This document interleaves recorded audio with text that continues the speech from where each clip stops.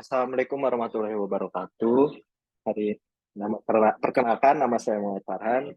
Saya dari jurusan Hubungan Internasional Binus University dengan NIM saya 24401011. Hari ini saya akan meresume hasil dari kegiatan belajar saya selama satu semester ini. Satu semester ini, yakni matkul Multinational Cooperation dan Business Diplomacy. Oke, jadi saya akan menjelaskan Multinational Cooperation. Multinational Cooperation ialah perusahaan dengan prinsip in their own right atau hak milik sendiri. Prinsip ini berpengaruh bagi kemajuan dan ekspansi multinasional. Perubahan MNC yang besar dan canggih pasti mempunyai divisi atau staff governance relations sebagai penghubung pemerintah dan MNC.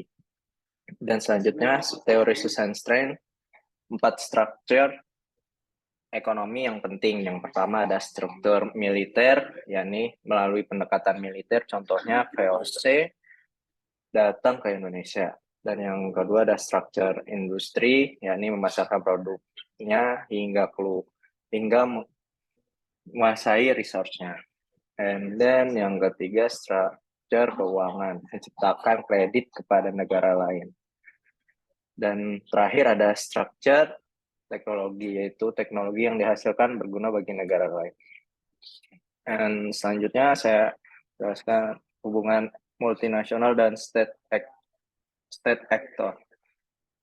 Pada abad ke-19, negara cenderung mengatur multinasional dan menguasai multinasional itu. Saat itu juga menggunakan struktur militer sehingga perusahaan seperti VOC bergerak aman untuk memperluas perusahaannya di Indonesia. Dan untuk era ini multinasional menggunakan struktur teknologi. Bukan lagi negara yang mengatur multinasional, tetapi mereka yang mempengaruhi pemerintah. Dan selanjutnya ada nodal ball effect, yakni fenomena dalam ekonomi perdagangan, yaitu semakin banyaknya perjanjian perdagangan bebas yang dilakukan antara lain negara dan menjadi bumerang untuk memperlambat hubungan perdagangan. Selanjutnya saya akan menjelaskan bisnis diplomasi. Jadi inti poinnya, yakni ada krisis moneter berdampak besar terhadap negara-negara di ASEAN, khususnya ada Thailand, Korea Selatan, dan Indonesia. Di Indonesia sendiri tidak hanya berdampak pada ekonomi, tapi juga bidang sosial dan politik. Tujuan utama diplomasi tersebut yakni untuk menunjukkan seberapa cepat kegiatan tersebut berkembang sejak berakhirnya era Perang Dingin.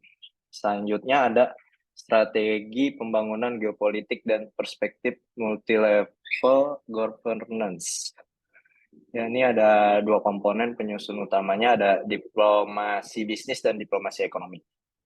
Dan di diplomasi bisnis ada aktor non-negara. Pertama ada LSM, perusahaan organisasi media, kelompok agama, kekuatan paramiliter. Dan sedangkan diplomasi ekonomi ada aktor negara, yang pertama ada IOGO dan pemerintah. Dan selanjutnya ada triangle relationship and value chains, hubungan segitiga oleh Kenneth Boulding.